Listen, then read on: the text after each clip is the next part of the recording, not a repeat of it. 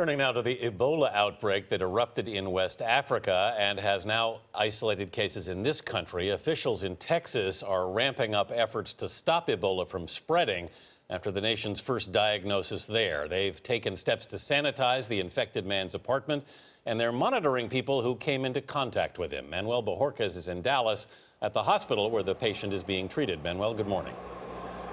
Good morning. Thomas Eric Duncan remains in serious condition here. Officials are also monitoring 50 people who had some kind of contact with him, but say only 10 of those are believed to be at higher risk.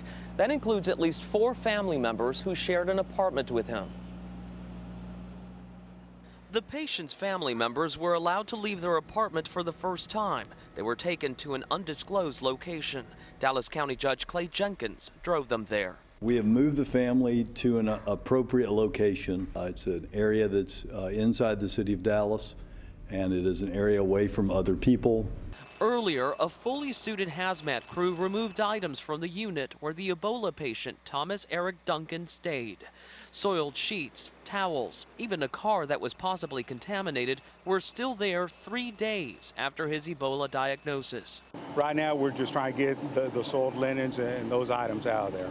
There are questions about why officials did not order a hazmat unit to clean the apartment sooner. It's one of several missteps that have occurred. Officials at the hospital where Duncan is being treated acknowledged that they failed to diagnose Ebola on his first visit, allowing him to stay home for 2 more days.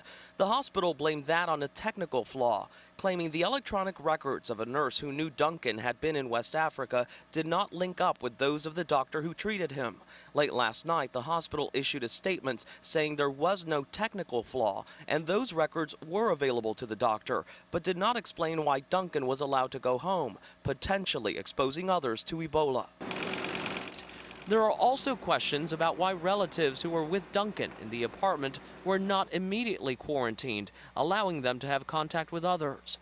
This team of CDC and Texas contact tracers has been monitoring all those potentially exposed to Duncan. Stephanie Schrag is their supervisor. Are these people scared? I will say that the community is going through probably one of the most difficult times in their life, and I would encourage a lot of sympathy for the community. They are scared. Dave Daigle is with the Centers for Disease Control and Prevention. We're going to stop this outbreak in its tracks right here. We're probably going to see it in other localities in the U.S. You think we will see more cases in the United States? I would not surprise us at all, and we have to keep preparing for that as well. But officials say so far, no one else is showing any symptoms.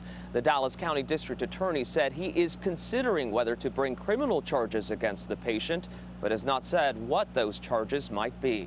Vanita? Manuel Bojorquez in Dallas this morning. Thank you.